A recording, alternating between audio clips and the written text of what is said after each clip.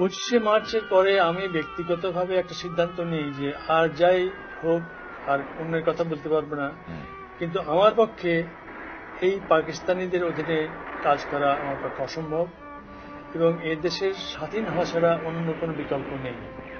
এবং শুধু আমি নয়, আমার বিশ্বাস বাংলাদেশের বিশেষ করে ঢাকা, চিটাগং যেখানে এইসব অত্যাচার, অমানসিক অত্যাচার বাঙালিরা দেখেছে, তারাই বুঝতে পেরেছিল যে এই দেশ সাথে এক দেশ হিসেবে থাকা সম্ভব নয়। তখন উইং কমান্ডার বসা ছিল আমার নিচে, আমার জুনিয়র। তার সাথে আমি আলাপ করি এবং ফ্লাইট লেফটেন্যান্ট রেজা বলে একজন আছেন, ওনার সাথে আলাপ করি।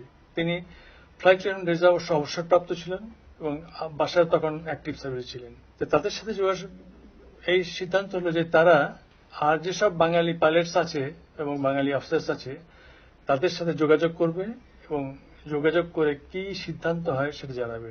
পরে তাদের কাছে জানতে পারলাম যে যাদের সাথে তারা যোগাযোগ করেছেন তারা প্রত্যেককে যেতে প্রস্তুত।